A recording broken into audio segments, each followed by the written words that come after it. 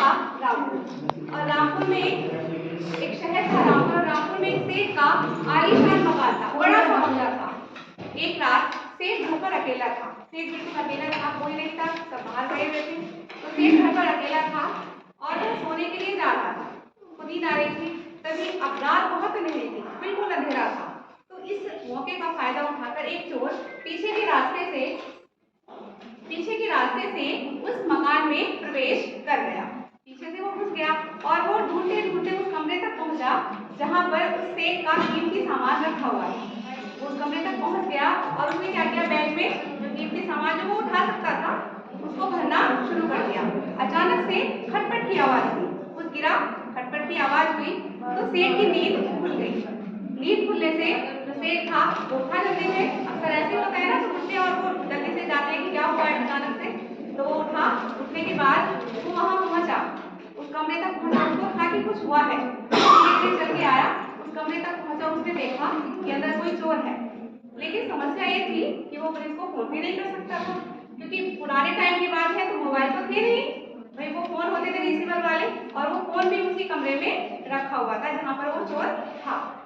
अब जब ये समस्या हो गई तो उसने कुछ सोचा, अपने दिमाग में एक ट्रिक लगाई। उसने सोचा कि कुछ करता हूँ, तभी अचानक से उसने क्या किया कि पास में एक ट्रांजिस्टर रखा हुआ था।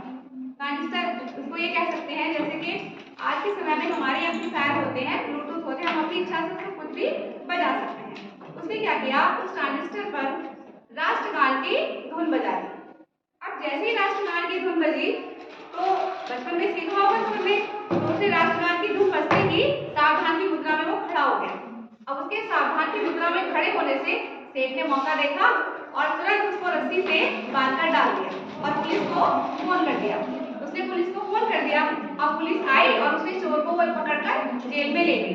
पुलिस ने उसको जेल में डाल दिया। अब जब जेल का काम खत्म हो जाता है तो फिर मामला कहाँ पहुंचता है, कोर्ट में पहुंचता है। तो ये जो मामला है सारा सेठ और चोर का, वो कोर्ट तक पहुंच गया। दोनों की बातों पर वहां पर डिस्कशन हुआ, इनके बात बताई गई, पूरा मामला बताया। सेठ ने पूरी बात बताई कि चोर ने क्या किया, कैसे किया, सब कुछ बताया। उसकी बात सुनने के बाद जज साहब ने चोर से पूछा कि भाई क्या तुम अपनी सफाई में कुछ कहना चाहते हो। चोर ने बताया कि जज साहब मैं बहुत गरीब हूँ और मैं पहली बार ही चोरी करने के लिए गया था और उसकी एक वजह ये थी कि मेरा जो परिवार है, मेरे जो बच्चे हैं वो पिछले 2 दिन से भूखे थे। इस वजह से मुझे ये गलत कदम उठाना पड़ा। मैंने गलती की है और आप जो भी सजा मुझे देंगे मुझे वो स्वीकार होगी।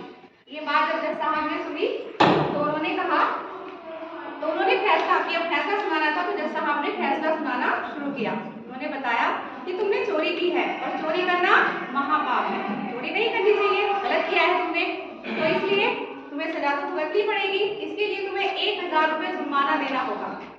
लेकिन अभी फैसला पूरा नहीं हुआ, इसके आगे भी कुछ बाकी है। अब जज साहब ने बताया, जज साहब ने आगे कहा कि चोर ने चोरी की, उसके लिए उसको सजा दी जा रही है, लेकिन वह जब राष्ट्रगान बजा, राष्ट्रगान की धुन बजी तो वह सावधान की मुद्रा में खड़ा हो गया और ऐसा करके उसने देश का एक सच्चा नागरिक, एक सच्चा देशभक्त होने का प्रमाण दिया है।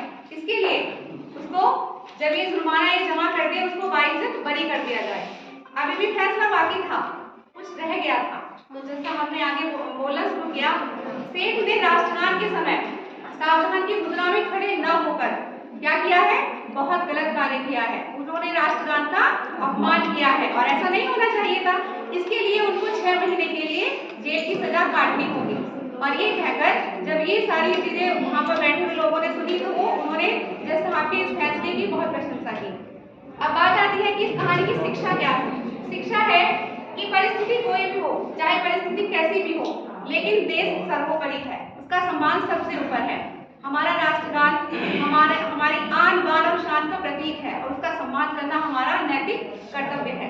ये कहानियां में एक और शिक्षा देती है कि यदि शिक्षक के द्वारा सिखाई गई किसी भी सीख को हम अपने जीवन में ईमानदारी से उतारते हैं तो हमारा जीवन सार्थक हो जाता है।